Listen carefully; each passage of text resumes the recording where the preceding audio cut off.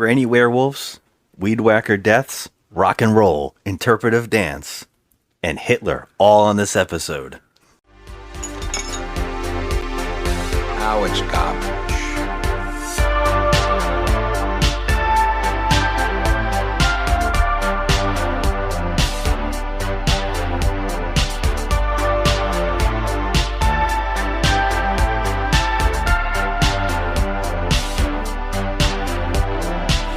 Just another movie night.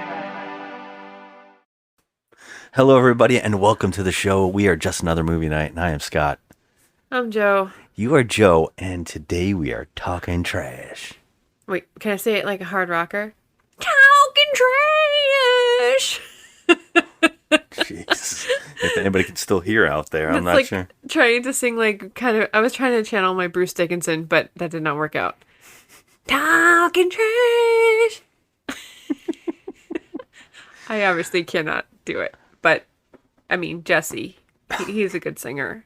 Jesse's the star of the movie. Oh, He could definitely pull it off. well, He's very hard rocking.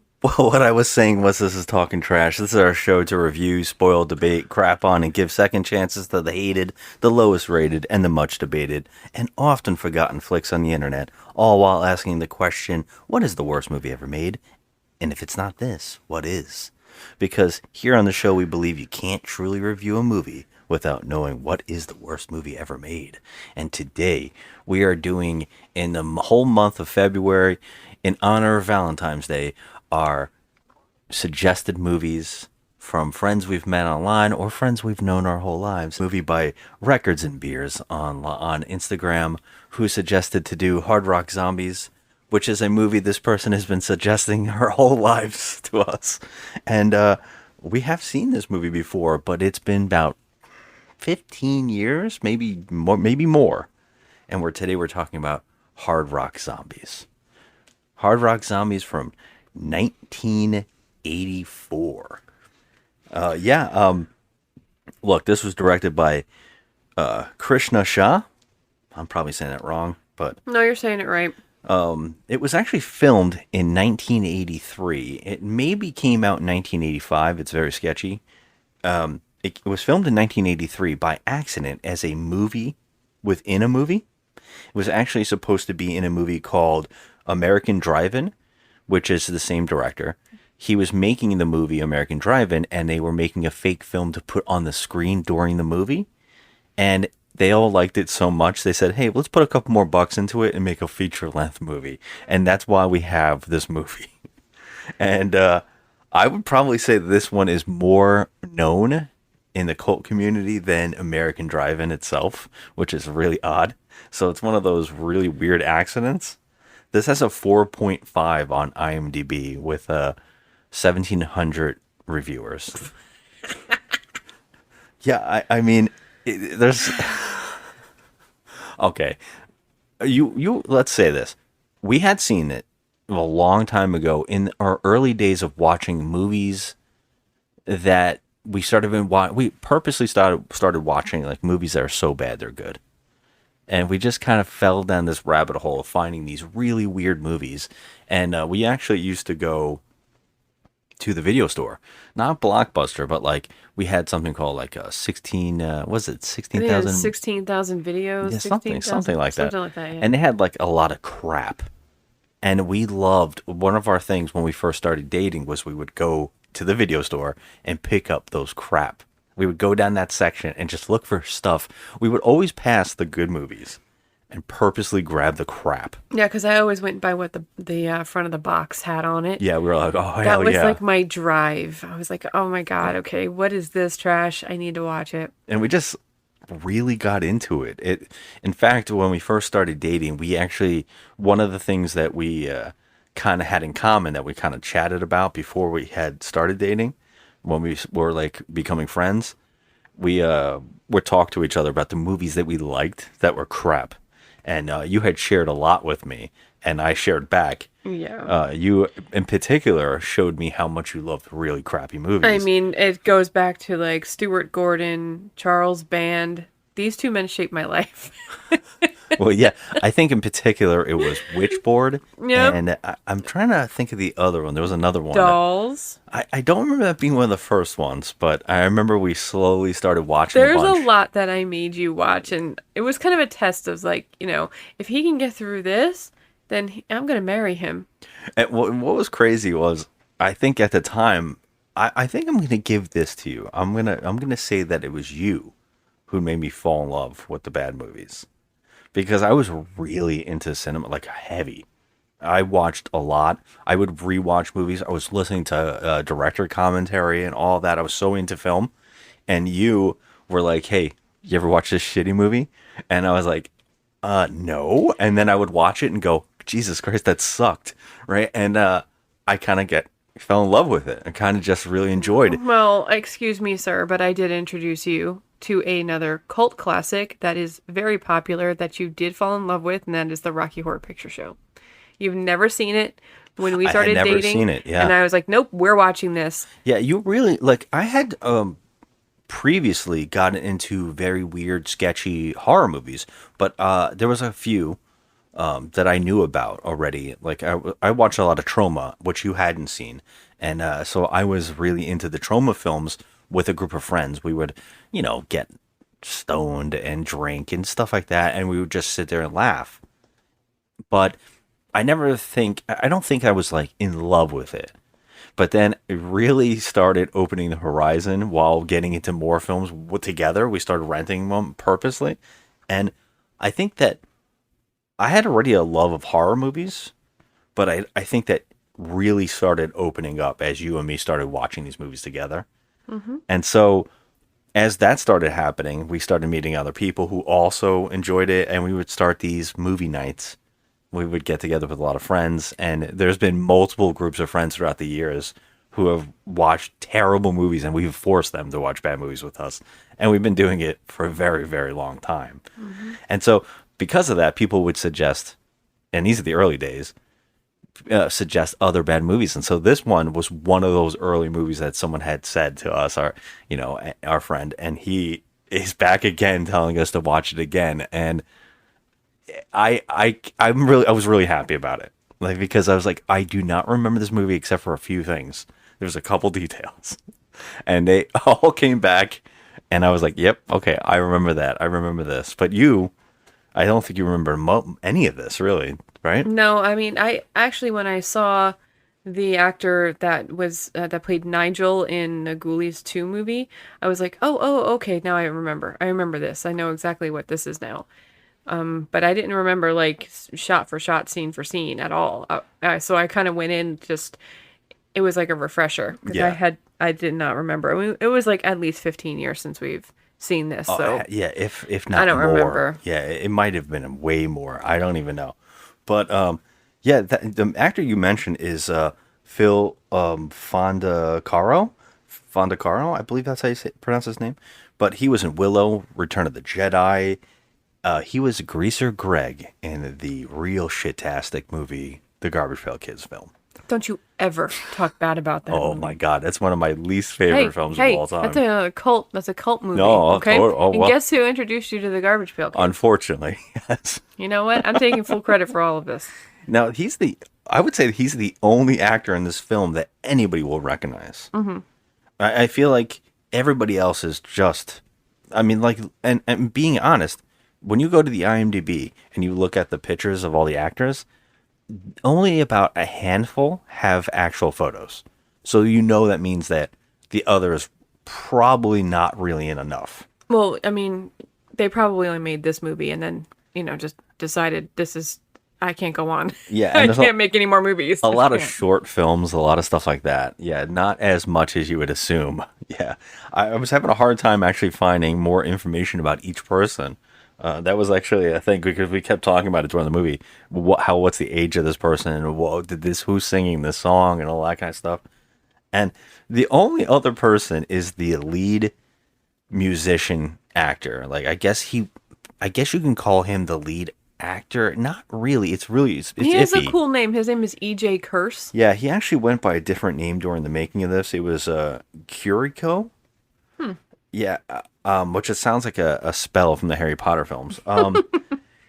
Yeah, he's known for playing such amazing roles in TV, like Springsteen Wannabe on Bones or Gigolo James on Head Over Heels. Oh my But that's God. about it. This guy looks like he should be in a lot because he looks like Chris Cornell, but if he had a mustache, like I can see that. when he did have a mustache at one point, but that's when he had short hair. But this guy has the long, heavy metal, yeah, the heavy It's a metal mullet. hair. It's just a mullet. Yeah. It literally is. He looks like he should be in more stuff. He just looks like that kind of actor. All right, so on this show, we spoil the hell out of the movie. We talk out the whole plot. We try our hardest to talk out everything. So we're going to start that now. I was just going to say that this is another one of those movies that's hard to talk about because it's so insane and so crazy. I mean, things just start happening and there's no real rhyme or reason to it.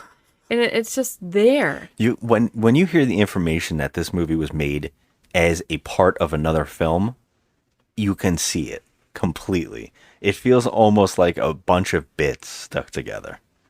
It really does. It really does. There's scenes in particular that look like they were filmed with a new camera, like just complete handheld, like almost like it's about to be an old commercial. It's so wild. There's like no explanation on anything that happens in this movie. Zero. There's no explanation. Things just happen and they just put scenes.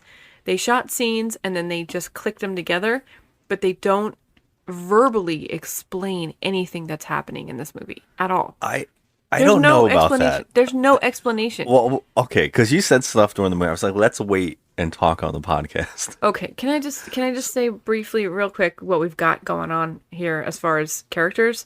Well, do you want to go in order, or do you just want to ramble about the characters I first? mean, I'm just trying to understand where the reasoning. Let's just talk this out. Well, I mean, need look, help. the movie starts in a way where you think it's on our list of things that are no-nos. When you see them on a film, you should automatically get scared that you're going to watch a terrible, terrible film because it starts with a driving sequence. But it quickly catches up because we get a music opening with someone hitchhiking and then picking it up, and it's like this young girl who's hitchhiking, and these people who pick her up automatically are like, hey, we're all going to have sex. Which is like, oh, what? Okay, sure, why not? And of course, they go to a lake, they get undressed, and one of them gets in the water with her, I guess to fool around, and she pushes him under the water while someone else is videotaping, and we see two people with dwarfism. One in particular looks like a goblin or is in some kind of weird monster makeup. I don't understand. Why? Like, is that a deformity or? Well, in the movie, there's it is a deformity, and it kind of is a little bit of explained. Okay, well, I'm gonna need some help on that. But Yeah, she's frolicking in the water for 2 seconds. She puts this guy who there's two guys. There's a driver and a passenger. So I'm guessing she takes out one of these guys in the water, puts him under. But I motioned to you. I'm like, okay, she's drowning him. I get it. Why is there blood coming up? Yeah, this is one of those movies that's like not explaining what is making blood happen. This is like we had number this problem. one on the list. I had no explanation. We had this problem in Zombie 3 where people were getting pushed underwater, and we just assumed that there was some kind of mutant monster under the water all the time, and it never gets explained. But we just laugh. I kept saying to you, are they suggesting that her vagina is biting people? I could not tell what was happening in this sequence. Here's the thing. If that was... Okay, say that's happening, but this guy could easily overpower this little woman. Yes. Why is it he's just allowing himself to be drowned? I'm having trouble with the scene. They suggest like she has some kind of power. I have What? No. Okay. Look. But then the other guy gets in the fucking water. Okay. Well, my favorite thing about this is why he can't see that she's killing this other guy. Well, Scott, he has his back turned. Yeah, and when they show him getting into the water, he looks like he lost his keys. He's looking for something. He's looking for something. Yeah, and you know what I think personally? The actor was scared to be in that body of water. Is that what it was? I feel like he was treading very lightly because I'm sorry, I would not want to be in that lake. Who knows what's in there? True. I thought that maybe he was looking for his friend suddenly. What, underneath the water? Well, he's not looking underneath the water. He's looking all around, away from where the woman is. But here's the thing. He was literally inches away from them. He can't hear the splashing of her drowning this man. And then he turns around and she grabs him and drowns him the same way. She and does. there's blood. There's blood again. What is going on? I don't know, but my favorite thing about the blood is that when they show the two bodies, no wounds. No. They show them because apparently the person taking the photos, who's really enjoying it, like getting off on it, that guy, and also the two others, and which one of them, by the way, was that Phil, that actor from Who Coolies. played Nigel in He's Coolies. one of the two people watching as well. They all are joined up and they're laughing and posing with the bodies, and so they're all in cahoots, and that's very, very like, okay, what the hell is this? That's odd right off the bat. But I love the two bodies. They're in like sheets, like they're wrapping them up, but there are no wounds. They actually look like they've been dead for days. They're like blue. But what, can I ask you what the reasoning is of them dragging the bodies out of the water after she drowns them? They don't show us anything that happens after that with the bodies. Well, Nothing. so okay, they're using the body parts for things. I don't know in particular because in the next scene there's like a hand, so I'm guessing it's one of these guys' hands. I have no clue. I don't really know. They're just mass murderers. Let's just say that. This is just Rob Zombie characters, maybe. That's I don't number know. one. That's the first thing that happened in the movie, and it's the first thing that gets unexplained. But who There's cares, lots of right? these scenes. Because the next scene is where we get into the meat of the movie. This is where we get heavy fucking metal. The hardest rocking people ever. They're not hard rock zombies yet, but they're hard rockers, right?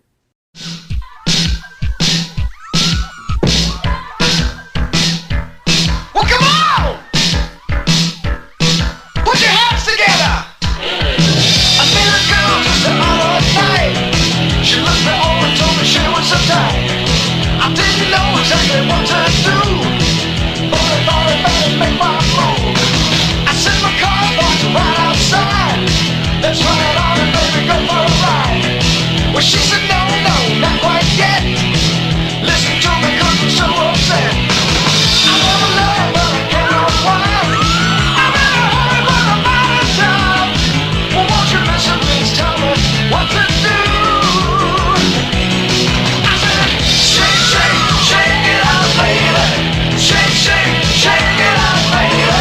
Shake, shake, shake it out, baby. Now. Okay, no. This is heavy No. metal, Joe. No, there's nothing. They want you to know Metal this is or heavy? hard rock. No. This is like kick-ass metal time, right? This is like if Toto and Asia like got really mad and then decided to make like an album together. What band is it?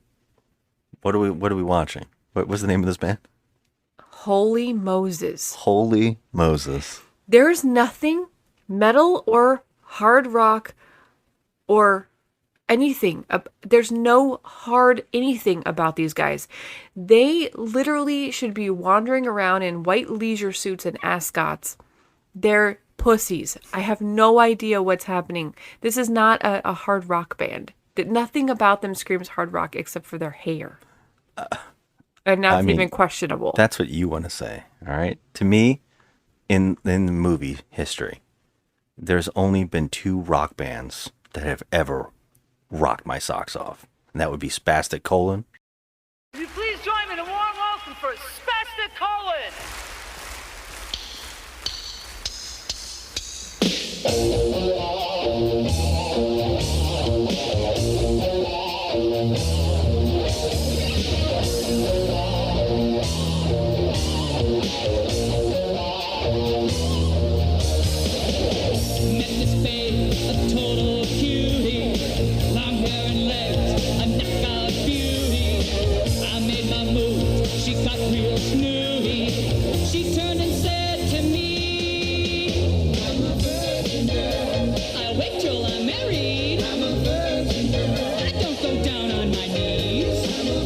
I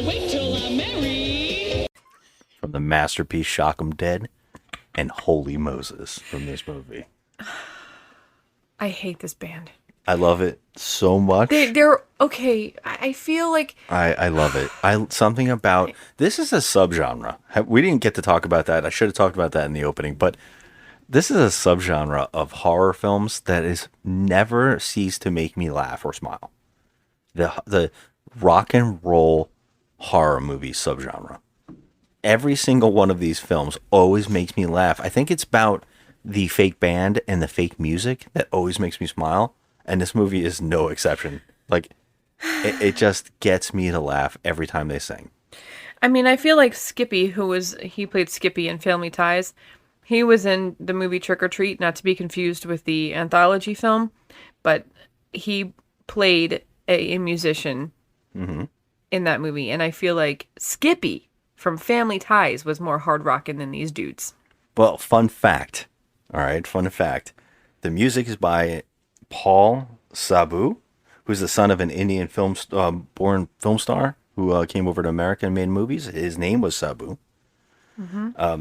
He's a producer. This guy, the son, Paul, he's a producer. He produced music for David Bowie, Heart, Alice Cooper, and Margaret.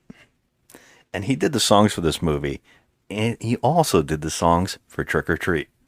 Oh my God. And Ghoulies too. Oh my God. Okay. Mind blown. And vice versa, oddly. So, yeah, this guy's still going. He does songs for TV, Sex and the City, stuff like that. Really odd. Yeah. Interesting. I thought that was really interesting when you brought up Trick or Treat. I was like, well, fun fact, those great songs in that movie, here they are again. This is the same guy. If Skippy from Family Ties can out-metal you, you got a problem. And these guys are out-metaled by Skippy from Family Ties. Well, that's the great part of this movie. This Holy Moses is so far from hard rock. This is like music that would have came out of the 50s. Like the first rock and roll coming out of the 50s and the 60s. Like when the Beatles were doing it. Like this is like that kind of jam. Like it does not feel hard rock at all. It is just very poppy. Rock and roll. It's like if Toto and Asia had like a baby. That's what, in like a drug-fueled rage or something. That's what this band would be. And there's nothing that screams like badass about this band at all. No, like, they look like Van Halen, but they sound like, I don't know, like Chuck Berry or something. Something out of like Chuck Berry. Like something out of like that's what I'm saying, the late 50s, early 60s of that rock and roll pop. Like that early Frankie Beatles. Avalon, that's what he sounds like. I mean, it's just I didn't mean he sounded like Chuck Berry, but I mean that type of like easy song with the pop in, like Buddy Holly and the Crickets, like just that popping, like, oh yeah. I don't. I mean, well, anyways, the funniest part about it is the movie treats them like they're badass heavy rock stars, and that people love them. They're playing a shithole bar in the middle of nowhere, and every woman is throwing themselves at them on stage. And again, they're playing just poppy music. But I love the fact that everybody around them is so threatened. Everybody's threatened by their music. Like they're gonna rot people's brains with this stuff. You think that when a movie does that, they're gonna have death metal?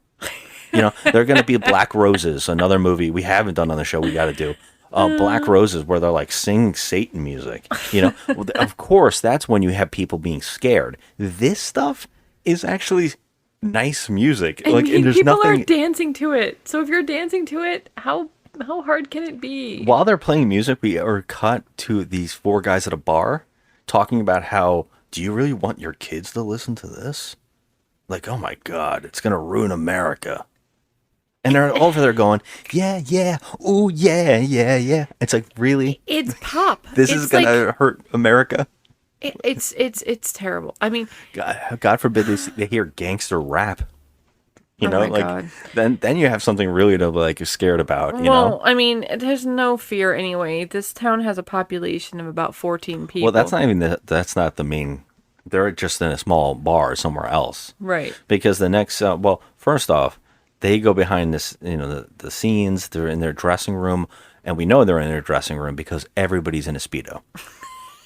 Everybody's naked. Goddamn guitarist is in a pink Speedo. He's in a pink Speedo. I'm like, nothing says sex appeal like a pink Speedo on a man. Yeah, and we didn't even know this. We had to question this twice during the movie. How many members were in the band? Because we could swear there was 5 in the opening, and then the rest of the movie there's only 4 and a manager. They have a band manager with them. Yeah. So I'm telling you, I counted. There's 5 band members. Then the whole movie there's only 4 at the end. Because there's only 4 that come out of I don't know. Anyways, we'll get to that. But yeah, they're in their Speedos and they're all there, and the singer is just. He's not that kind of guy. He's sweet. Yeah, he doesn't need to sign breasts. Yeah, and the other ones are all in for the women, the fan, the groupies. And so they unleash them. They unleash all the women from the bar into the room where they're in their Speedos. And they sign their asses and all that, But the singer, the lead singer, he's just not into this. He's got to go outside and he's got to bump into another character from this movie, Cassie. Okay, who is literally, if you watch this movie and you look up Sarah Jessica Parker in the movie Girls Just Want to Have Fun from the 80s, she's in that with Helen Hunt. If you look at her in that movie and you look at this actress in this movie, they look very similar. Kind of. Yeah, I mean, I can see what you're saying. Very She has similar. that eyebrow. The eyebrows, the hair, the I think eyes. this girl's cuter. That I feel like she's like not, let's call her not Sarah Jessica Parker. She looked just like her, like a lot like her. But she's like supposed to be this like young girl, and I'm going to tell you something. She looked no more than 15 years old, this girl. You think so? Yep, 100%. Jessie, who's the lead singer of the band, comes out of the dressing room and encounters her, and she starts running away a little bit, and he's like, hey, little girl, what are you doing here? And she's like, I just came to warn you, don't play the show in the town. He doesn't say little girl. He says, hey, how you doing? And think you he want to says come little back, girl, you want to doesn't he? come and meet the band and get a signature. And then she's like, no. And then he's like, okay, what are you doing here, little girl? What are you doing here, little but it was girl? kind of like in a sweet way. He's like really like nice to her. No, he's nice to her. Yeah. He's not being a dick, but like she literally just went there to warn them not to play their next show, which is in her town. Yes. So she offers no explanation. She's just like, please just don't. They don't want you there. They don't want you there. Please don't come. That's it. But obviously they go anyway. Of course, he's like, well, we got a big show and we have a big meeting with a head producer. We have to go. But the best thing about this is like in the next scene, you see them driving in their van with their manager, and of course they encounter the hitchhiking lady from the opening, who killed those 2 guys. Yeah, but before that happens, I have to set up, because it's a big plot point in this film. He's playing a new song that he's writing. And that song, the lyric is Regnitz? Asi? Enra? Omnis Sandre, Amen. Morte Sandre, Amen. Cygnus Sandre, Amen. Omnis Sandre, Amen. Believe? I think you just summoned Satan. Yes. So he says that over and over and over. And he says that he found a spell book. And apparently it's a chant to raise the dead. And so they keep swatting a fly that's flying around inside their van. And every time he says the words, the fly keeps coming back. And they're like, I swear I killed this fly like 8 times. Okay, so I have a problem with this. Why is this singer of a band writing lyrics like that? He does not strike me as some kind of like witchcraft. No. I would love to know if there was a scene where he got this book and they just didn't film it. Like, it's so odd. This is number 2 of the explanations that I need. Because the first one, when there's there's blood in the water for no reason. There's that one. I mean, that's just a stupid horror movie joke. Like, it's just not even whatever. It And makes same thing no here. It's a sense. joke that they found a book. He's like, oh, I just happened to find a spell book that brings back the dead. I have to bring this. This is a great fun fact about this. The lyrics are actually spelling backwards. Ernie is a stinker. And Ernie is the singer of the band. His name is EJ Curse. The reason they did this, and they did it on purpose, is because he would not stop farting on the set on all the coworkers. And they did it as a joke back at him that he was saying that backwards. You know what? That's the most hard rock thing I've heard about this movie. Yep. He kept farting, and so they have him saying Ernie's a stinker backwards in all the song, and it's played a lot in this film. Wow. They say it a lot. Yeah, they do. They pick up that girl, like you were saying. They pick up the hitchhiker, and of course, that the couple of the guys are like, I want to have sex and all that, and she's like, hey, turn up here, and they're like, why? And they're like, it's my house. You should stay with us. You should stay with my family.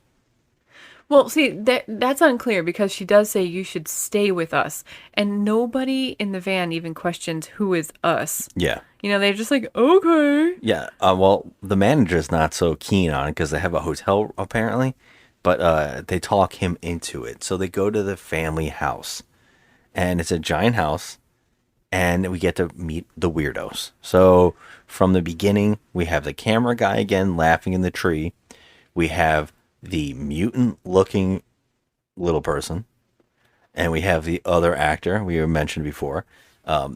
He's in like a small tuxedo type thing, and there's also another guy in a tux with like he's bald-headed with sunglasses. He looked like Tor Johnson from all the Ed Wood but movies. skinny. Yeah, but skinnier. Yeah. But he did. I was like, oh, okay. Are we doing this? So when the band gets out of the truck, the van, the whatchamacallit, or their their van, when they all get out, the one guy throws them a hand. He goes, "Here, let me give you a hand," and so they all scream and they all throw it to each other like hot potato. And the one guy kisses it in the band. Now, what we learn is it's an actual human hand, Yeah. but no one even comes to that like idea, and the one guy kisses it like it's a joke. I mean, I feel like you don't know what to expect. I mean, if someone does that to you, throws you a hand, you automatically just think it's fake because who would think that it's Well, real? when you're holding it like for a second, like Well, you can feel the you can flesh. kind of feel like this is Yeah. gotta be real. But I mean, these guys are not the brightest. No. Now, my favorite bit, I think this is flashed throughout the movie so far, and it's not explained what it is, but there is an old woman in a wheelchair in a dark room as a werewolf. And she just howls. Now, when I say a werewolf, with the old woman wig and the old woman moo. But she has hair on her face, like she's transformed into a werewolf. She's so not even hair on her face. She's a full werewolf. Yes, but if she transformed into a werewolf, wouldn't the hair turn into werewolf hair instead of the wig that they had on the Yes, actress? they have the wig on the mask. I love it so much. They had the wig on her. And every time this person's shown, it's just howling. And they hear it. Now it's the day. It's daytime. It's daytime and this and is they're happening. all outside with the hand thing, and they hear the wolf howl, and they go, "What the hell is that?" Oh, that's just mom. That's just grandma. I think she says grandma. Or She she says says mom. grandma. Oh, she's like, oh, that's just grandma. Oh, she's doing her scream therapy.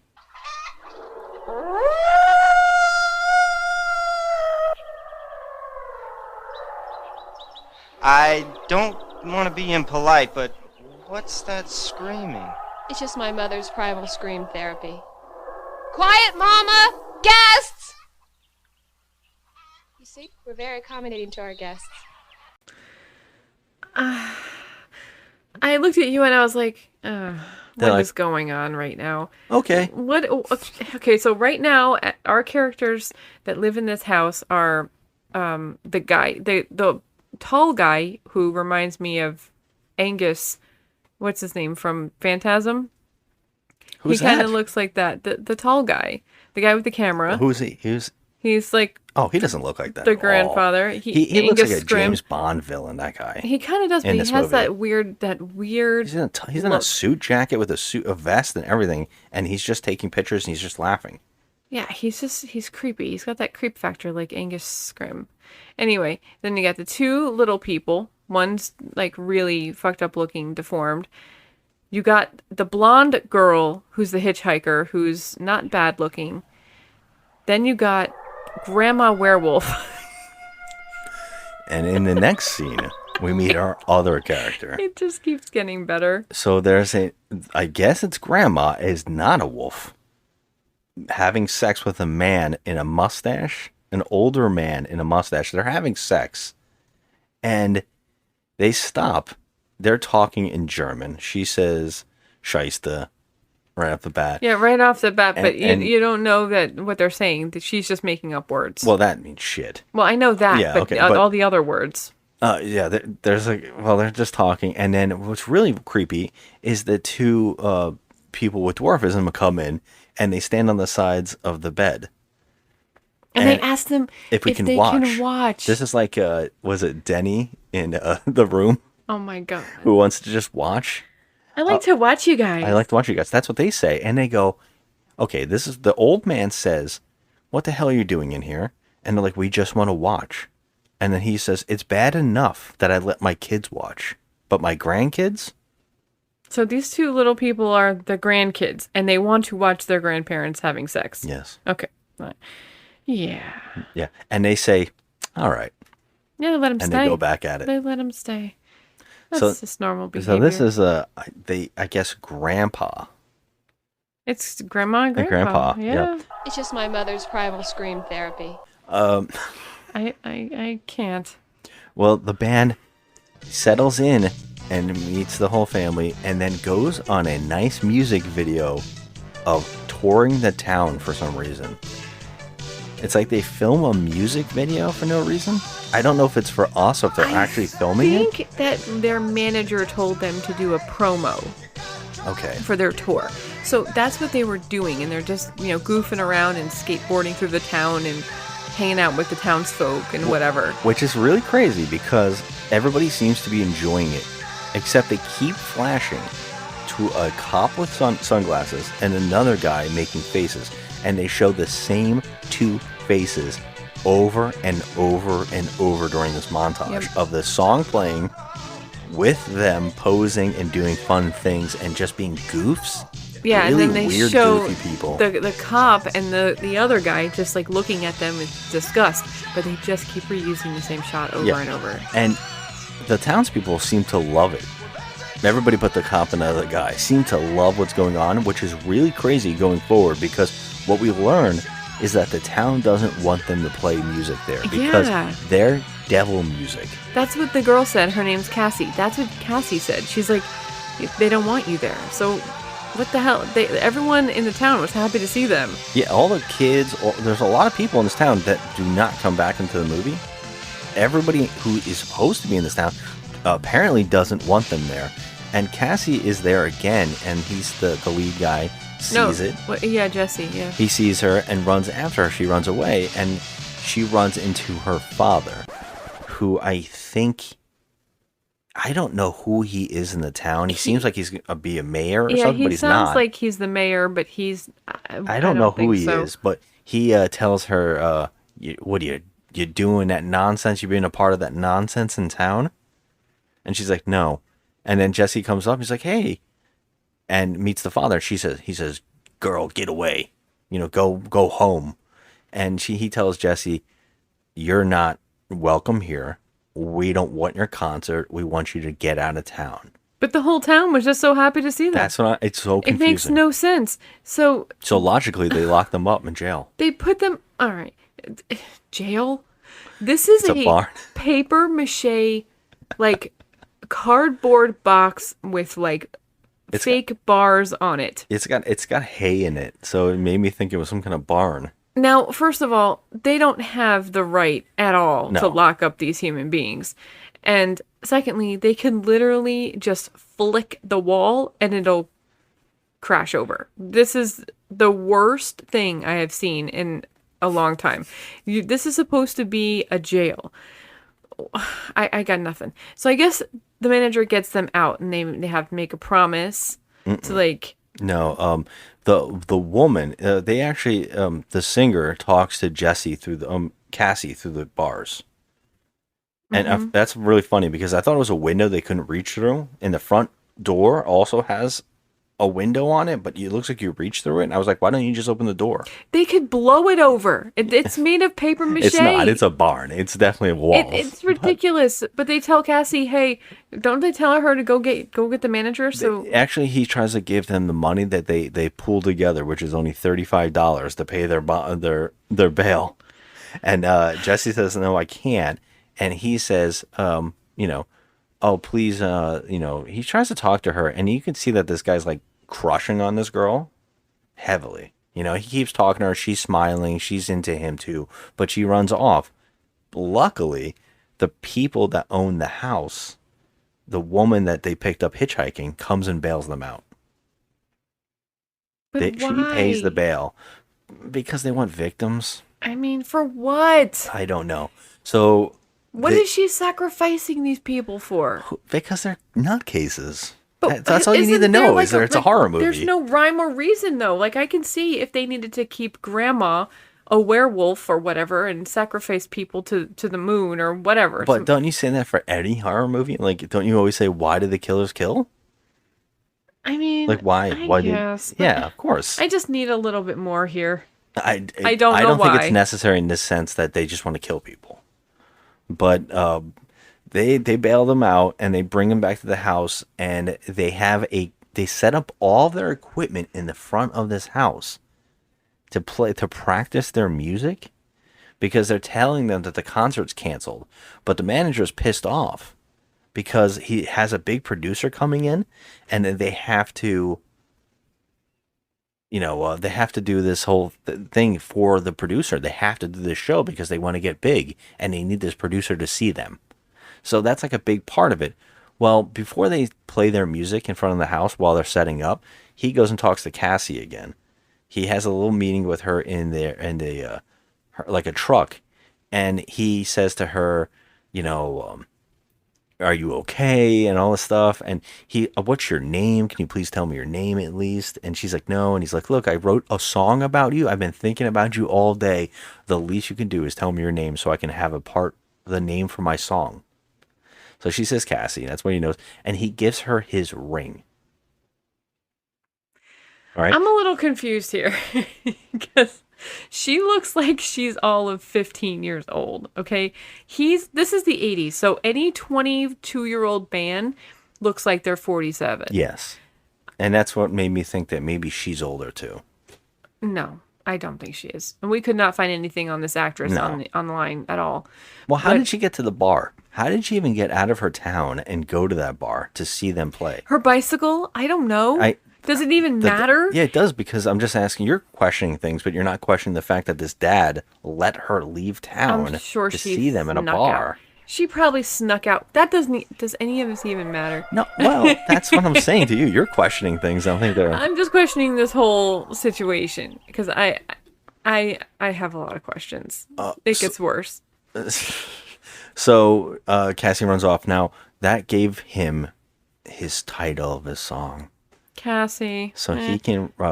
so metal. He can play the song. At the same time, the manager goes into the city hall where they're going to have a city hall meeting to vote on having rock and roll in the town or not. And the manager's trying to get them to allow the band to play.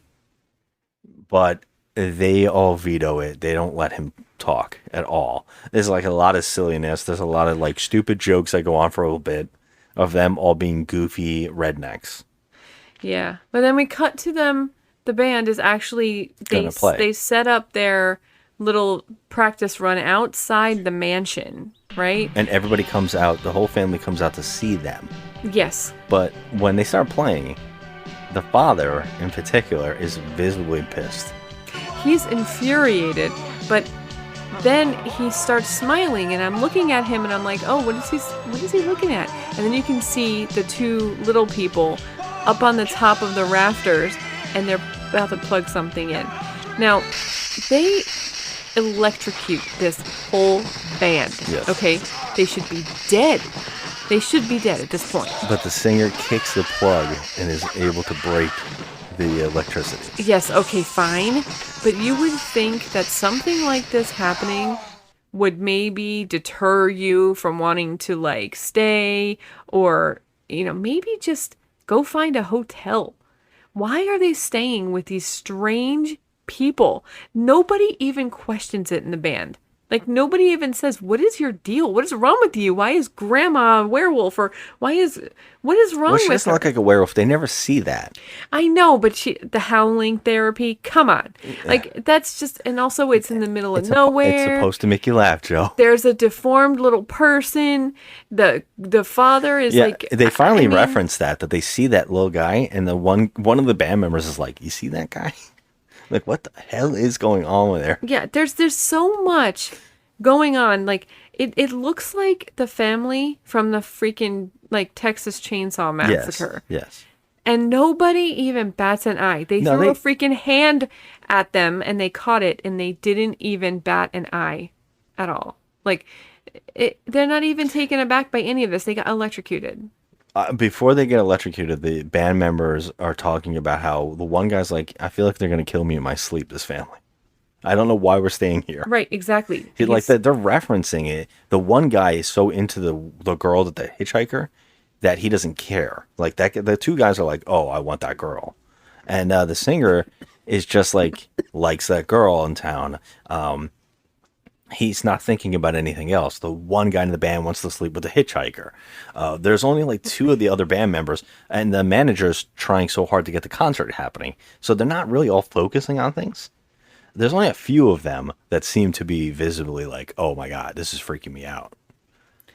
But anyways, they get electrocuted. They kick the circuit. Now, I want to know how I don't understand how the drummer's getting electrocuted, but that's fine. The drummer in this movie, we have to talk about, is never actually playing the drums. I don't know if all of the music is coming out of the Casio keyboard player's equipment, but the drummer is always faking. It's okay. I had to point this out 6 times. I said dragon sound. You insult dragon sound, sir. Okay, because they were actually playing their instruments, or they actually looked like they were playing their instruments better than this. Not YK This Kim. guy, YK Kim, but this guy was playing the cymbals with one drumstick throughout this whole entire movie. Now, why didn't anyone give this guy instructions on how to at least fake it? Yeah. He was, I don't know what or his at least other... edit him in properly for playing the notes right, because he's always hitting the cymbal. He's only hitting the cymbal, and he's only playing with one arm. And I kept thinking the whole movie, where is his other arm? Like, what is going on? What do you think, it's like Def Leppard or something? I mean, no, I don't know what he was doing with his other arm, but there's only one arm hitting the cymbals, and you can hear bass drum, you can hear every other kind of... There's no point to this drummer. He's the worst faker of all time. We have to talk about this, you and me, because it's stupid shit that I point all out. the times you love shitty movies, and all the movies you've put on or loved that we've done on the show, this one is for some reason making you the most perplexed and angry, and I have no idea why. I have to tell you, it's goofy. It's all made as a huge joke. I know, and I'm still. Hey, let me tell you, I'm doing the best I can here. I just can't, like, at least just pretend that you know how to play the drums. Just fake it. You know, even Spastic Colon did better than this. And they were the shittiest band I've ever heard. R.I.P. Johnny. Oh, R.I.P. Johnny. So they survive electrocution, get over it pretty damn quick, actually. And they stay there. Now, I'm skipping ahead a little bit here, but... Please skip ahead. The band is, after this, that night, because they're all so excited that they electrocuted them, but then they survived. They're a little like, So they all go off And during the night, they start being killed off. So we get an entire song piece where they're like each one of them is getting murdered. So one goes to see the granny who turns into the werewolf, and now she has a switchblade. Why and would a it's werewolf giant need switchblade? Why would a werewolf need that? Why? She is able to. I forgot about that in the opening. They're able. That is the hand from the guy in the opening, because I forgot in the opening the hitchhiker flipped the switchblade open and perfectly sliced off a hand with the switchblade with one stroke. Yep. So that was the hand they were throwing around earlier. But yeah, she's able to take out the switchblade and kill this one guy. He actually rolls around the room. She gets out of the wheelchair as the werewolf and starts running around after him. And he just keeps running around. The actor is so funny. He's doing this the whole time. Like that. That's all he's doing, running around this room. It is amazing. There's no acting. exit to the goddamn room. You can't find it. He's rolling over the bed. There's a werewolf in a muumuu in a wig attacking him. She looks like. All right, come on. Be fair. She looks like Grandma from like the Little Red Riding Hood story. Yes, she does. When she's in the gown. When the wolf is pretending to be the grandma. Yes, Yeah. That's what she looks like. And It's he's hysterical. Like, and then finally he gets thrown out the window. The other guy is stabbed in the chest and his organs are ripped out. Mm-hmm. The one guy gets in the shower. The hitchhiker girl goes past him to go take a shower. She gives eyes at him, so he follows her upstairs. She gets in the shower. We get the naked scene. He gets in the shower with her, and he's like, "I'm in love." Well, and I she mean, says, "Do you like movies?" And he says, "Yeah, I do." And she's like, "How about like Psycho?" And he's like, "Whoa!" And she stabs him to death with another giant switchblade. In all fairness, though, it was a sexy, sexy shower that she was taking. Yeah, she might have had that switchblade between her cheeks, like the movie Dangerous Men, where the woman is holding the knife in her butt cheeks. I don't know where that knife was in that shower, but I mean, she had it in the soap dish. yeah, she stabs him, and the guy at the photographer is right there going, "Ugh." Okay. The photographer, meaning the guy that lives in the house with the... Yeah, he's the other. Yeah. I'll have to talk about what I think is going on with the family, but we'll get on to that. There's something going on with the family? I mean, come on. So, John, I think the only one left is Jesse, who's met up with Cassie, and he tells Cassie that I think they come for him. So he gives her a tape of their song that he wrote, which is the one with the spell of bringing back people from the dead. He gives it to her and says, "If they get me, play this at my grave." Okay. And she runs off, and then he runs off. Now, it goes from night to day in the sequence. Like, they went to the Ed Wood School here. Hey, they couldn't. That's my line. They couldn't film in the dark, so they waited for a little bit of daylight. Yeah. So the sun, let's just say the sun's coming up. Maybe it's been that long of a night. Who knows? And he is crucified onto a tree with his hands out. And then he gets by the way, the killer, it's the bald-headed killer, part of the family. Not the guy, Tor Johnson. He runs after him. Now, I guess it's the California weed whacker massacre, because he's chasing him with a weed whacker. And at the end, he weed whacks his chest. Oh my now, God. I would a weed whacker kill somebody? Yes. I don't think so. It's just a rope that spins around. When it would just slap at your chest. It would No, it would cut the shit out of you. It would die. cut. I don't know if it would kill you. No, it would kill you for sure. You can definitely die by weed whacking. I want to do a movie myth busting so bad. I just want to do a like. Have you ever things. seen a weed whacker? There's blades. Of course, it's not a blade. Yes, it is. Unless you're thinking about that one with the. I thought usually a weed whacker uses a rope. It's like a rope that slaps around. I really think Or that unless it you're could kill thinking you. about that one that's like they use on the hedge on the floor. That's like a piece of metal. I don't think was that what was coming out of this weed whacker? Isn't that a weed whacker? No. I don't know. I need to look up what a weed whacker. Let me look up the goddamn weed whacker. I'm getting upset. Because you can It's not that definitely die important. by a weed whacker. I'm just laughing about the weed whacker because usually the one that he seemed to be using wasn't like an edge tool. It looked like just a weed whacker that you put over the grass and it cuts the grass like that. Oh, hell no. There's a freaking saw blade on that motherfucker. I think that's the... Nope, that's a weed whacker. I'm looking at the photo. Okay, all right. The ones I've always seen have the rope, but whatever. So anyways, it kills him and they instantly have a funeral for them.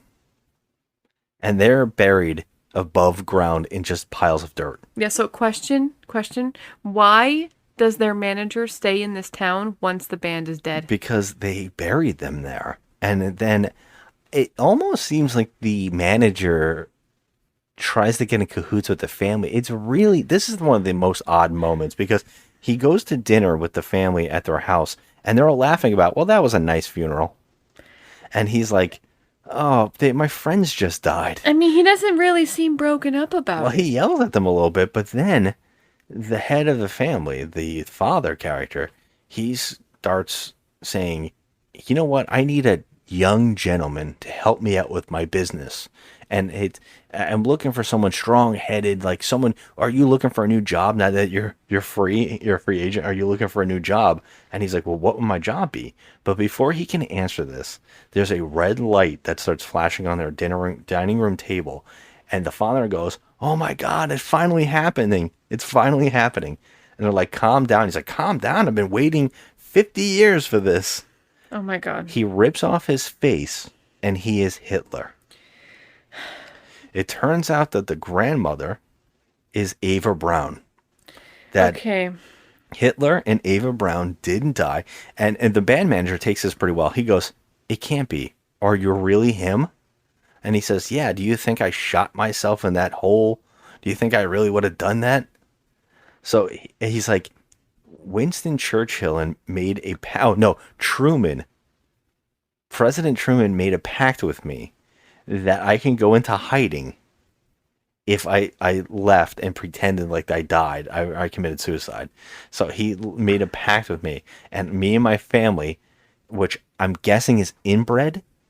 And now all I can guess is the guy with the camera and the hitchhiker girl have had sex, and that the little people are their kids. And I think that's why the one is so mutated. Okay, I get that. Because he says my grandkids. He says grandkids, yes. However, okay. Why would they incorporate Hitler into this movie at all? Because Number it's one, funny. And it is? Because this movie was again, I think it's funny. This movie's making a mock on grindhouse films. This was supposed to be a movie playing in a drive-in in another movie. So this is exactly what those grindhouse films used to joke around about. And I get Hitler was always in those grindhouse movies. Yes, he was. But I mean, not to be nitpicky, wouldn't Hitler be like, 90? That's what they said. No, he looked young. Before he had his face, they said, I'm 90 years old. When they were having sex, he says, oh, I'm pretty good for a 90-year-old. Oh, that's right. He did say that. Yes. Right. And they explain it further a little bit later. But, Jesus Christ.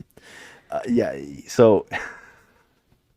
I'm happy Ava that Braun, you and find also it funny. Another grindhouse joke is that she Wolf of the SS is always a thing in grindhouse too. Yes, it that, is. That women are always referenced as being the werewolf in the SS like stuff and all Nazi stuff. And we've seen some really bad movies. There's a whole series of Ilsa films, and it's the worst shit I have ever watched. I don't know how people like it, but her being a werewolf granny is a joke on that. So again, this is a bunch of grindhouse jokes put into one movie. And so I kind of respect it because it reminds me of like when Tarantino and Rodriguez tried to do this, and Eli Roth finally came out with Thanksgiving. But these movies, I feel like this movie is exactly one of those movies. I don't know. This is what I think that Rob Zombie joke one would have been. But this director didn't make anything else like after this. I mean, well, he was working on that one film, which was like his last movie. And this is a part of that movie, so this one came out first. Because the other ones that he did were, like, I mean, he worked on the $6 Million Man. He worked on a lot of TV. He wrote one episode of that. The Flying Nun. I mean, he's done, like, I don't know, things that don't really scream grindhouse. Yeah, I know. That's why I think, because the reason I keep bringing that up is because this was supposed to be a grindhouse film in another film. Like, That's right. You're right. You did say that. So that's why this Okay. movie is that way. He actually made a big movie. What was that? River Niger? Is that what Yeah. it is? Where huge cast, amazing cast. That's a James Earl Jones film. That shocked me that that guy did this movie. Yeah. You know. But yeah, get back into the movie. He asked that guy to work for him as Hitler. And he has a whole speech where he brings him down into this bunker and he's a swastika. Now, the whole family now shows their real colors. They all have swastikas on. They all have the whole outfits, the SS outfits and everything. It gets so out of control, cheesy and funny, and it's really corny. And they don't like the manager's response, so they say, "You're the first to die."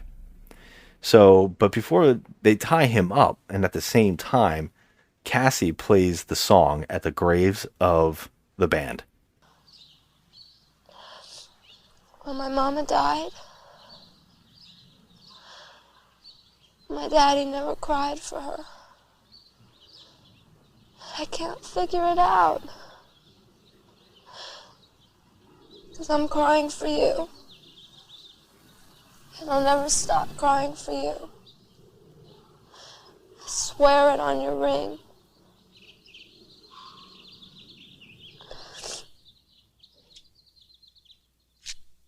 And now this is when the band emerges in their Kiss makeup with new clothes, and they do the safety dance. Basically, they all walk, they all march. Doesn't one of them actually have a hard hat on? Yes, they're dressed like, two of them are dressed like Sergeant Pepper, Yeah, they are. and one has a hard hat. The walk to going back It's to the amazing. house, like it's like robot.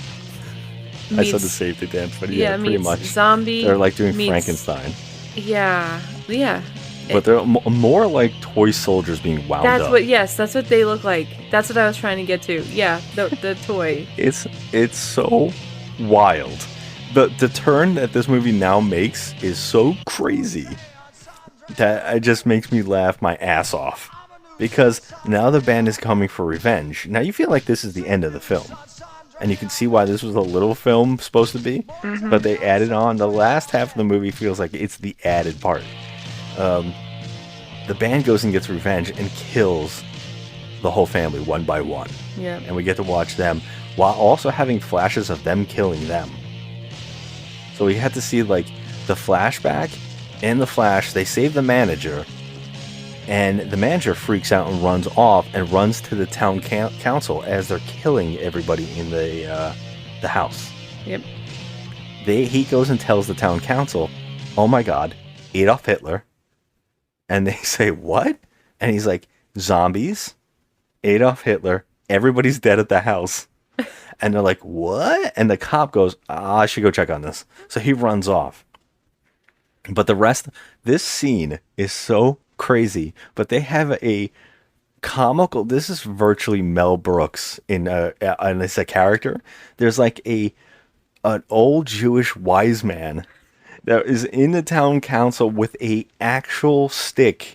Like he's got a walking stick that looks like a branch. Oh my God. He is so comical. This actor starts going into the whole thing. He's supposed to be that old man in all horror movies that says you're all doomed, which is what he says. He does say that. That's the only thing that he actually said that I could understand. I could not understand the shit coming out of his mouth at all. He rambles that he knew this day was coming, that Truman made a pact with Hitler to allow him, if he gave up, he could live. But in doing so, he made him immortal as zombie, is the undead. So him and his family are the undead, and if they are killed, they will come back as zombies. Yes. And he's saying all this as he's dying. This old man keeps dying. The sun keeps coming out of It's the window. amazing. He knows everything, though. He knows he's that old everything. man joke in every horror movie. And they're like, "What?" Like, oh, wait a minute. What are you saying? Like, what? Are you serious? And we see it is serious because everybody goes to the house to check on the family. The family starts waking up as zombie versions of themselves. So we have a zombie werewolf granny. We have a zombie Hitler. We have a zombie butler. Not Tor Johnson? Yeah, who's a skinhead. Yeah, now we Yep. know that why he looked like that. He was a skinhead. Yeah, the camera, everybody, they're all back to life, and they bite all the town people, and they kill all the town people that come and see them, making them zombies. So now what we get is a zombie film, like a hardcore comedy version of a zombie film. Yeah, I mean, it looks, the makeup is terrible. It's so crazy. This is in the league with Attack of the Killer Tomatoes. Like, Yeah, they didn't it's even try. that cheap, that joke. It's all so spoofy, but I think a lot of it is really, really funny. So, I mean, it's wild. If they had a little bit of a budget, this could have been like a really funny film. Like, I think it I would have wonder been. what the budget was. I can't find any of that. I don't even know if this played in movie theaters because I can't find box office. I can't find anything. Wow. So, at the same time that there's the town people are becoming zombies, and this is like a whole like a pandemic that starts with the zombies killing everybody in town. The band just goes and packs up their musician stuff, and they go play for that producer. Well, they still have to do their audition, Scott. They do the audition. They set up an entire stage production. Death isn't going to stop them. It's true. And the producer comes in and just is blown away by the best band that he's ever heard in his life. I was just loving the fact that they're in this theater and this one guy is sitting in one of the theater seats. Now, it's like a big theater, like, you know, in like on Broadway. And he's sitting in one of the theater seats, and I couldn't help but notice right next to him, he had like a little table with a lamp on it and about 4 or 5 like pictures in picture frames with a telephone on it. Like if we were in his living room. It was hysterical. I'm like, why do we need this? Why is that there? There's no need for it to be there. He wasn't in like a box or anything. He was like literally just sitting in one of the seats in the theater. But he had that stupid table. I'm like, oh, right. This is to show us that he's important. Yeah. And also the phone works as a megaphone because he calls out to the band that he's gonna make it look better. I mean, they look amazing. They're all in these costumes. They have a jail cell around the drummer. I mean, They amazing. have fireworks going off, and he's like, I'm going to make it look even more real later. And, okay. So cutting back and forth between the insanity that is going on in the town while people are dying, and there's a lot of crazy shit. One of our favorite scenes is there's a woman who is her boyfriend is talking her into sex, and he might have cheated on her. So they're having a little bit of an argument. That's my favorite scene in the movie. This character is so funny, and I love that they kept bringing her back in this film. But she sees the one guy in the bushes. She goes, "What the hell is that? It's the most grotesque thing I've ever seen." And he's like a normal guy. Isn't it the little person? Yeah, it's just one guy. She's like, it's so grotesque. Oh my god, my mother has spies. So you hear the boyfriend goes, I'll go look. So he runs out there, and you just hear him screaming. And she goes, what the hell is that? And then his head comes flying at her, and she starts talking to his head. Like she goes, are you okay? I mean, she's holding the guy's head. Decapitated head. And she's says, like, "Are oh you my okay?" God, Arthur, are you okay? Is his name Arthur? I think I it's named cannot Arthur. remember, but she says it so many my times. God. It is a running joke that keeps coming back through the entire movie from now on. Arnold, are you okay? Are you okay? She's holding his severed head. And then the guy comes back out. The guy killed Arnold and takes his head and throws it into a car that just takes off. We don't even know whose car this is, and it does not make sense later on when it comes back. He just throws it in, and she goes, Arnold, get back here. So she runs out to her car and leaves. And then we find out that she's chasing, and then the one zombie guy is following her. He cannot walk. He's hardly walking. He's trying to chase this car.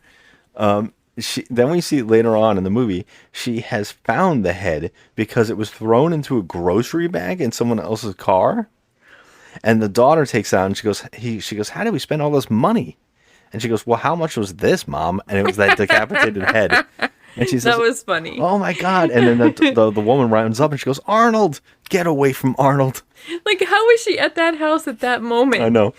She's like, get away from my husband, my boyfriend. Like, I guess she followed them in her car because when the head was tossed, into the It was car. a totally different car that had no top. I know. It was like a silver, like Chrysler or something, and it was a convertible, but the actual car that they show us was black. That was a It convertible. was It wasn't a convertible. It was. It was a convertible. Yeah, it Not was. the one that they could get the groceries out of. Yes, it's a full car. It's a convertible. I remember it. Okay.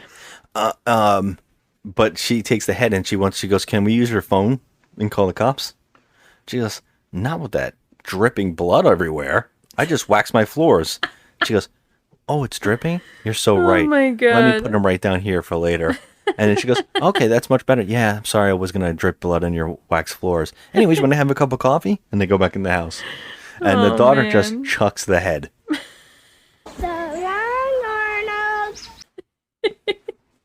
Like, I mean, any other kid would be like scared shitless. Like, oh my God, that's She the just head. chucks it. She goes, "See you later, Arnold." And she chucks him. Oh man.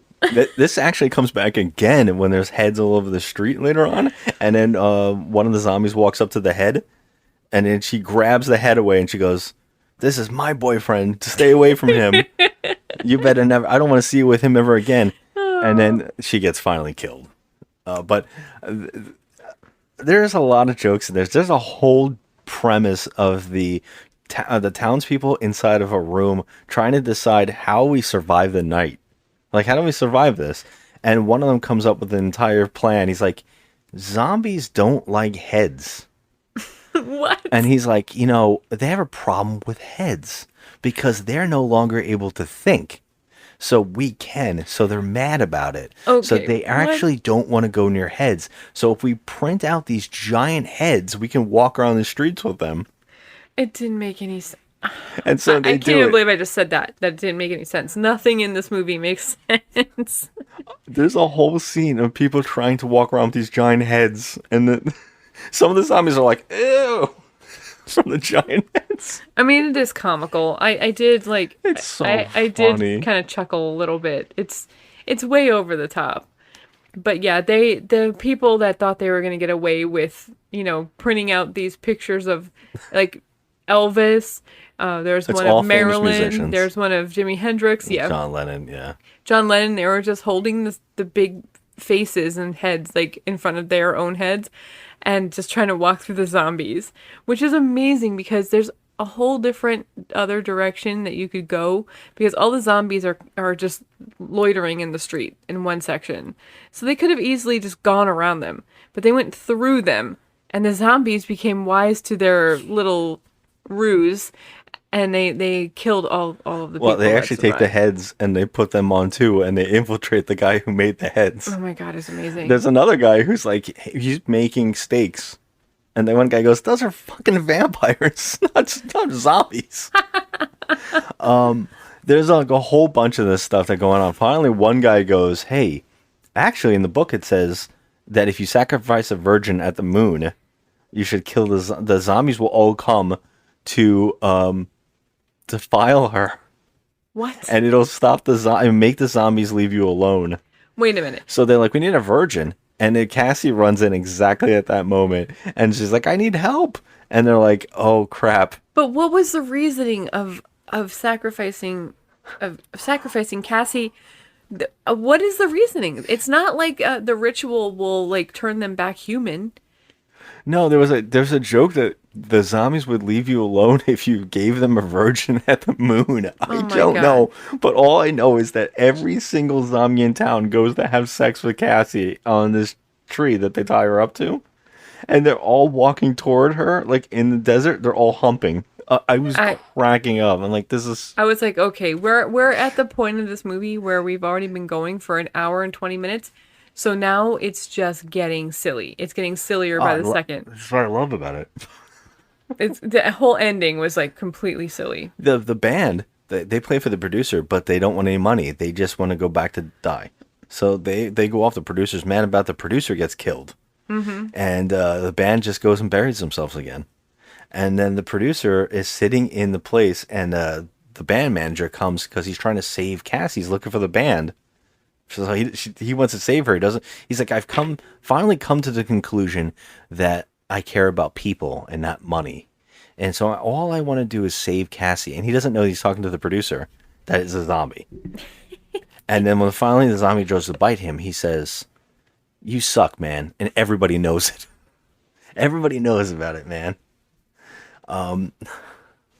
He runs off and he is able to find them dead in the graves. And he begs them to come help Cassie. "I have the ring that you gave Cassie. She's in trouble." The zombies come out of the ground, the band, and they go and they come up with a plan to rock out one last time.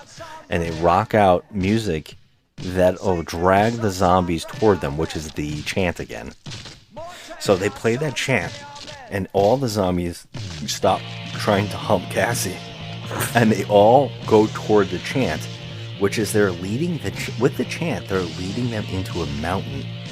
It's like a mine, and it turns out that they lead all of them in there, and they trap all the zombies inside, and it's a gas chamber. Which I guess is just like... It's supposed to be poetic justice for the Nazis. Yeah. Like, they get revenge on the Nazis with a gas chamber, and they gas them all, and the zombies apparently die from this. Yes, but not every zombie was a Nazi. No, but they're zombies at this point. It doesn't matter. Yeah, I guess you're right. I mean, am I questioning this? I know. I have to also point out, throughout this movie... Oh my god. The one mutant, little person or dwarf, I'm not sure. The one smaller mutated one is eating himself. Throughout the whole movie, he's cut to, throughout the movie, eating himself until he finally eats all of his flesh off. My favorite scene was when he was literally just a head. He's a skull. He's a skull. And he's the rest of his face off. And he eats his own face, but like spaghetti. Like he sucks it up. Like it kind of looks great. I kind of love it. It's so weird. That was funny. He's like at an Italian restaurant, and he's got like the tablecloth, and every time they cut to him, he's eating a new body part off. He's dining on himself. Yeah, there's one part where he's putting sugar on his guts. Oh god, he's putting mustard on his hand. Oh my god, it's so stupid. It's so stupid. I just love it. Well, they beat them, and the manager, they go to the grave, they say goodbye, and the hand comes out and gives the ring back to Cassie, and they love each other. And she's like, "I'm always gonna love you. I'll come back. You're always gonna be the one." And Finn.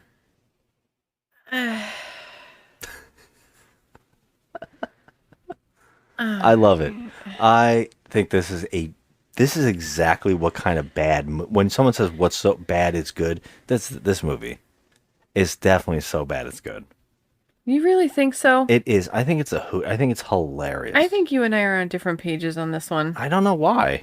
I'm a little surprised by it. It is so wacky. It does all the things we want. I wish I laughed more.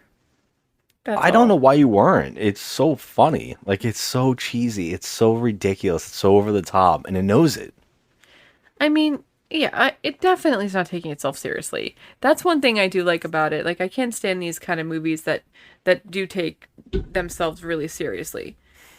But I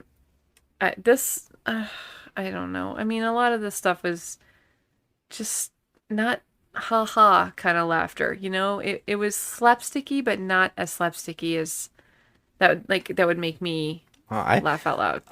I don't know. It's got all the things. It's got like those checklists of things that you want to see in a bad movie that makes you smile.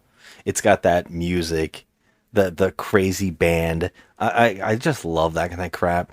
It's got bad special effects, bad makeup, just kind of like cheesiness, like them going all out. There's so many weird. We didn't even talk about the daughter interpretive dancing throughout the entire movie as a zombie, which is like almost like it wants to be trash.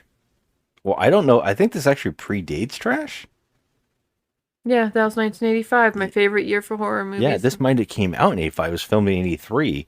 So that's odd. I mean, she's a zombie and she's dancing in every scene. She's not butt naked like Trash, but she is in the street. They just cut to her constantly randomly dancing. Yeah, it's really weird. It's just that kind of They stuff. do a lot of stuff in this that's reminiscent of a lot of 1980s movies, or even earlier, way earlier. Like they even kind of do like Night of the Living Dead a little bit, where they're like barricaded in the basement type thing and that kind of stuff. But I just thought like a lot of this was just goofy. Like it kind of had a lot of those factors of like the Toxie movies where like they were trying really too hard Oh, and I it didn't. didn't land for me. What I liked is they played it like it was serious, but the stuff that was coming out of people's mouths were so insane. Yeah. It was never like a sound effect followed it, like what? Like it, to tell you it's a joke. Right. They were just like wacky shit. And it was just like completely playing it like, oh no, we're taking this seriously. There's a love story here. Like The music in this movie was, I feel like they just should have done better on this. I mean, I think it's I'm not fun. getting hard rock zombies. No, but that's like, the point, right? That's how goofy it is. it was like elevator music. I think just it's crazy. It definitely works for me. Well, what are you giving this score wise? That's look, it's still a bad movie. It is like Yes, it's very it's bad. badly made. It's not. There's a whole scene where you can see the microphone on everybody. Like you can see the boom mic in the shadow. It's so cheesy looking. It looks so bad. There's a lot of stuff like that in this movie. So definitely saying it's a bad movie, but it's so bad it's good it gets elevated. I always talk about something gets elevated when it's so bad it's good. Yeah. This is a perfect 4.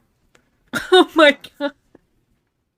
A 4? 4 is what I always give so bad it's good. All right. I'm gonna say I didn't really care much for it as like you did. I thought it was there's some things that I was like, oh, okay. Some things were funny, like the guy eating himself, and there's some funny moments in there. Yeah. But I am gonna have to go 3 on this. Okay. Yeah. I mean, of all this month so far, you don't think this is one of the better ones? I'll tell you this, okay? I'll tell you this. I could sit through this one much easier than I could with some of the other ones. The other ones were so cringy that a lot of them I was like, come on, is this gonna be over anytime soon? Like I can't. But with this one, I was like, all right, I can get to the end of this and be fine. Yeah. So I guess that changes my score a little bit. So I guess I'm gonna have to give it a 4 if I think in those terms. Well, that's my thing. Like, would you watch this one again over any of the others, or is Yeah, there another I one? would. Yeah, because I was gonna say I would never watch like Artemis Fowl, The Son of the Mask. Definitely not Barbarella. There's no reason there. No. I think I would watch this one again because this one does make me laugh. This is a background party movie. This is a movie where people have beers and they laugh. I would put this on that list of like, this is funny. Like, this is so weird. It's so surreal, but it isn't like boring. Never once am I bored. No. All right. You talked me into the 4. You actually said during the end of this movie, you actually said to me, how long was this? Only 40 minutes? It And I'm didn't like, it's have an that. hour and a half. Yeah, it didn't have that long feel. That's That's what I'm telling you. also That's why I said I impressive. could sit through it. I could sit through this one much easier than a lot of the other ones. Like, I was just waiting for Artemis Fowl to be over. I'm like, please. Oh, yeah. God, Oh, can yeah. we just push along? Well, we were sitting there more in bafflement with that. We were just, what is happening? Who is this? Yeah, What is that? it was just And too much. Son of the Mask is just like, Now that was slapstick humor. yes, that that's just bad. didn't It hit. didn't land. This to me, it lands. That doesn't. Yeah, you're right. Okay, I'll go 4 on this. And that brings us to our segment of why we can't have nice things, which is I'll show you 2 extremes of online reviews and how the internet destroys the movie rating system. So I'm going to give you one 1-star review and one 10-star review of Hard Rock Zombies. And I love that there's a 10. there's several 10s. God bless 'em. Several God bless. 10s, yes. But this one, I'm going to start with the 10. So this one is titled Badass Movie. The hell with all of you who put this film down. This is a cult classic. Mr. Curcio did a great job as Jesse. The other guys in the band, especially the drummer, had a tough time pretending to play their respective instruments. But not Jesse. He looked like a real deal hard rocker. I actually agree with that. It does look like he's doing everything. I don't think he's singing, right? No. This is a fun movie to watch and have a good laugh. This is the movie that made me a musician, and 15 years later, I'm a professional musician. This movie was made in 1985, so don't expect Return of the Living Dead zombies. You have to understand that Z movies are meant to be fun, not overly analyzed. People love The Toxic Avenger till this day. Do you think this movie has award-winning camera shots? Hell no. But it does have a carefree quality to it, which is much closer to real life than all these flicks which come out today, where everyone is a martial arts expert or can practically fly through the air. Yeah, okay. All you Matrix Crouching Tiger clones, why doesn't anyone criticize that? Just watch the movie and stop being a damn critic. That's a 10 out of 10. Now, okay, sir, first of all, don't tell me to stop being a damn critic. If you're giving this movie a 10 out of 10, that means you're telling me that this is a flawless movie, one of the best movies ever made in all time, okay? That's a 10 out of 10. So what you're saying is this movie is fucking perfect. Yeah, I mean, it's that thing, right, where these people are like, I like it, so it's perfect. Now, if you Even though he pointed out that it had flaws. Okay, but if he did any fucking research, he would know. He says this movie was made in 1985, so don't expect Return of the Living Dead zombies. Well, excuse me, Return of the Living Dead came out in 1985, so I don't know what the hell you're talking about. Do some research, number one. And also, Toxic Avenger knew exactly what it was. It was a piece of crap, and they never denied that at all. They everything was a joke, everything was ridiculous and over the top, and they knew exactly what they were doing. So I don't know what this guy is even saying. Here's the thing about this guy's review. I agree with what he's saying. I just don't agree with the 10. You know, it's that extreme. It's going to the far where you don't really need to go that far. There's a possibility of having a middling and still knowing that it's fun. You can like it, but no, it's not like perfect. That's what I'm trying to say. Like, this is a 10 out of 10. Okay, some of the points you're making, I get you. I understand this. Yeah. I get it. I get it. But if you're still saying that this is a perfect movie, it is not. You can still enjoy this movie and think it's fun and have a great time with it and give it even a 5 that's being generous. You could still do that. This is not a 10-star movie at all. It's not even a 7-star movie. This is if you want to go mediocre at best, that's pushing it. That's pushing it. This movie is not a 10-star movie at all. So this guy just annoyed me with that review. But anyway, 1 out of 10, here we go. This is titled, Why? I have seen some horrible movies in my life. This film, if it can even be called that, is the most worthless film I have ever suffered through. I would like to meet the writer of this film just for no other reason but to ask what the hell they were thinking. How is Hitler still alive? How could music on its own make zombies? I feel stupid saying this, but in Weekend at Bernie's too, it sort of made sense. I was also wondering if anyone else noticed that the lead singer is in his 20s and making passes at a barely teenage girl. In summation, the movie is improbable and utterly disgusting. I warn all potential viewers to spare themselves the impending lobotomy. 1 out of 10. Good Lord. Yeah, I can see why someone wouldn't understand some of the little laid out plot that's not like hammering it in. It's just kind of set in the background like, hey, I found a book and I have a chant that's supposed to bring back the dead. Wink, wink, you know, and it actually does. I can see someone missing that. I can see that, you know, some people would say they missed why Hitler's still alive, you know, stuff like that. Yeah, I don't think this movie is a 1. No, not even. It's cheesy. It's doing what it's supposed. Like, it's a movie that does exactly what it wants to do. It's making a grindhouse flick for fun and joking around in the vein of a spoof movie like Attack of the Killer Tomatoes. I enjoy for that aspect, and well, look. I get it. Somebody who's seen something that they really love. I'm wearing a Hellraiser shirt right now, and you're wearing a Blob shirt. There's people who love those films, but there's always going to be that one person that's expecting, you know, they hear it's good, so they go watch it. You know what I mean? That person is probably a fan of something like Hellraiser. And then they go and see Hard Rock Zombies for the first time, and they're like, "What the fuck? Like this Yeah. is junk." I get it. Like I get why someone would say this is a 1. If you're going and you're looking at it, like other guy gave it a 10 and knocked Crouching Tiger. You know, some people don't want that high art. Some people don't want that. You know what I mean? Some people are looking for it, and then some people aren't. You know, and so there is that side. But the extremes of giving 1s and 10s is where it has a problem. Yeah, I mean, I've Like, had a lot of problems with this movie, but I also found some things, kind of Exactly, funny about yeah. it. So like, there's good and bad in everything. And as much as I want to say that, this is so bad it's good, I'm still teetering on that. I'm not really. I'm so sure. surprised by it because I think it's like a lot of fun. I'm surprised that you didn't connect with it as again on the second watching as I did.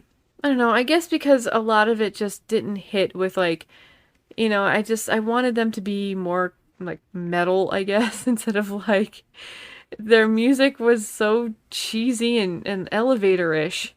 I just didn't like it. Like you can't call this movie Hard Rock Zombies when they literally are doing elevator music. It And was- see, I had the opposite of that because it made me laugh harder because the fact that everybody's like so revolted by their music in the sense that it's gonna rot their children's minds, and it's so fluffy and sweet, is just so weird to me. Like it's just such an off put that it made me laugh harder. Yeah, and I too, I definitely, I can appreciate that. I can, but like when I've seen movies, like getting back to it again, like, Return of the Living Dead and all those, they play like party rock, like party metal, And I just like that, like when you have a horror movie and you have like the tone is like zombies and monsters and stuff. I like the metal in there. Like even if it's cheesy 80s metal, like a lot of my horror movies have, I feel like I'm fulfilled. So you were saying something like you're a total sweetie. I was gonna sing the spastic colon Are you to you going again, to? but, I'm a virgin girl. Yeah. I'll wait till I'm married. Spastic colon was it. They were fantastic. I know. Because of I Johnny. see that. There you go. I mean, that was so odd. But That they was great. weren't coming off as like hard rock. They were coming off as just. Well, it goes into heavy metal after that. They get a heavy metal guitarist. He just. See, that's where they went wrong. It's like he just. I love that movie. I could talk about it for days. I I love can that too. movie.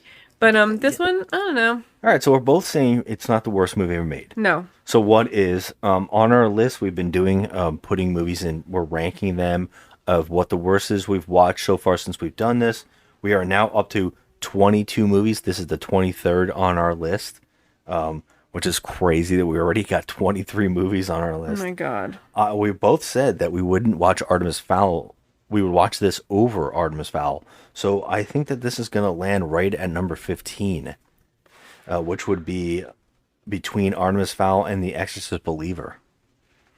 Oh god. Yeah. Okay. Yep. You agree with that? Yep. Yeah, Yep. I think so too. All right. boy. So that is the Hard Rock Zombies. That's February. Everybody's suggestions knocked out. And I'm glad we ended with, to me, what is a higher note. Because we were descending into madness up to this one. We came off the Toxic Avenger movies, which was a descent into madness. I feel And like I then- need therapy after that. And then coming into Artemis Fowl, The Son of the Mask, and then Barbarella, we kept descending even more. Yeah. So now we got, I think this was a little bit of a pickup into what we'd like to do more of. Like movies that are just so weird and silly and bizarre. I definitely had more fun with this one than Son of the Mask. That movie was just trash. Yeah, and it was kind of like, it's especially when it's a comedy. Comedies are the toughest movies to talk about. So, yeah, I mean, I'm glad this is what we ended on. Next month, we'll going into another theme. And that's probably going to be for St. Patrick's Day. And we'll see where that torture leads us. But thank you for listening, everybody, as always. Always love to hear your opinions or your thoughts. Hit us up on social media. I am Just Another Movie Night on Instagram, and Joe is at the Crafty Misfit. She is crafting us some fun things. Go check it out. And thanks again for listening, and have a good one. Bye.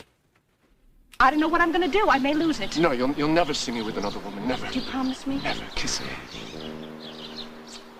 Kiss me again.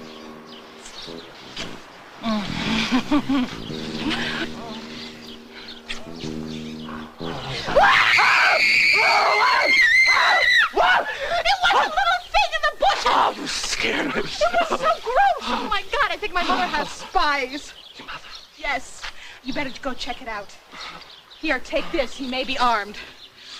Oh, I don't believe this. I do not believe this.